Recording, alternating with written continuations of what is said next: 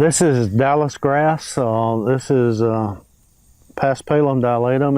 It's a desirable forage species. It's a warm season perennial grass that you find in lots of pastures throughout the South and the Upper South.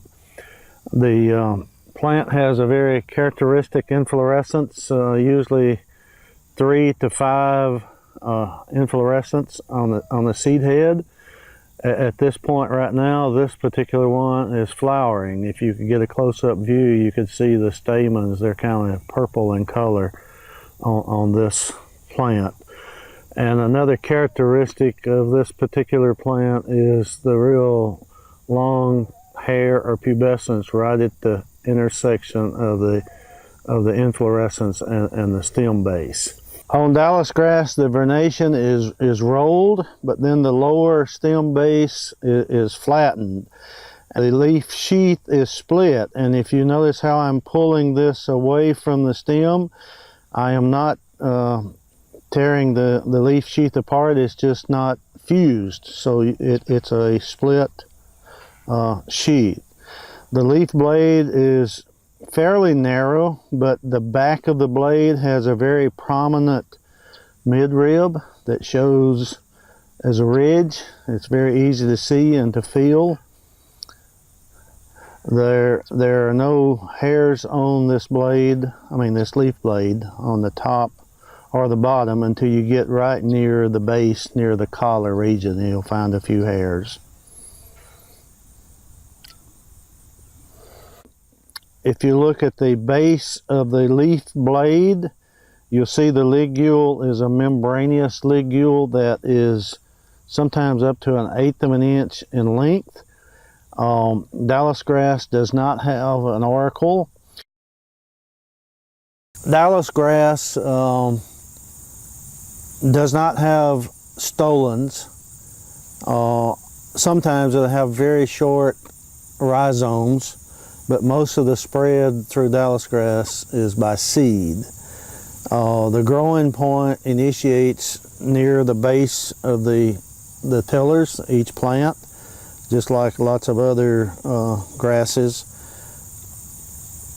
The storage organ for Dallisgrass is in the base of the stem, and if it has very short rhizomes, there will be storage in that area.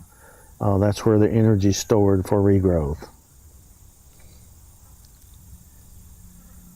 I'm showing you a Dallisgrass seed head here on the left. Looks completely different than a Bermuda grass seed head here in my left hand. Compare that to the seed head of a crabgrass plant, and then compare that to the seed head, emergent seed head of a Johnson grass plant. So the seed head, you don't have any trouble distinguishing it from the others. But what happens if you don't have a seed head? Then what do you look for? And basically you're looking at the vegetative characteristics, and it's usually you're looking at the leaf blade.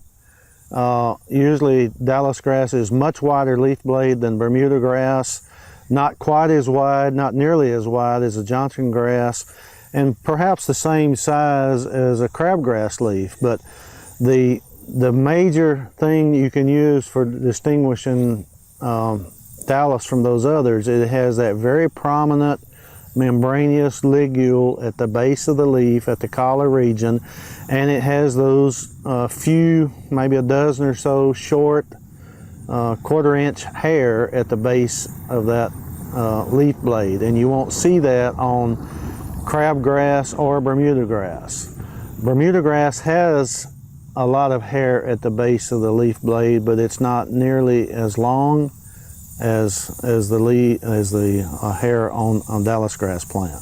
And then the back side of the Dallisgrass leaf blade is pretty characteristic. It's got that very prominent ridge. You won't see that in Bermuda grass. You won't see that in you won't see that in crabgrass. You may see it in Johnson grass, but the Johnson grass leaf blade on the top side has a very light colored track right down the middle that's very prominent and easy to see. and that's not the case on this Dallisgrass. Dallisgrass, sometimes in the late summer or autumn, there are fungus fruiting bodies that form on the seed heads, on the inflorescence of the plant. They're black, little black bodies, and the plant is exudating a substance that's kind of sweet to the taste. So if you have a lot of Dallisgrass in a pasture with these fruiting bodies on it, sometimes animals will go around and selectively choose those heads. And if they choose a certain amount of them, and I don't even know what the concentration is, but it can cause a problem that's called Dallisgrass staggers. And it's kind of like a hallucinating drug. And so it can cause animals to go down.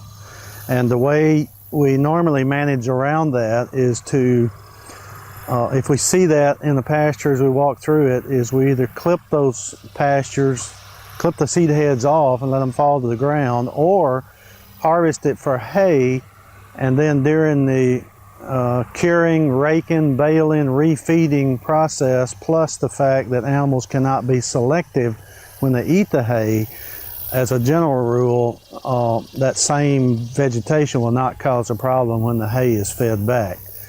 And the main reason it's a problem in the pasture is because certain animals will go select an overabundance of it in their daily diet.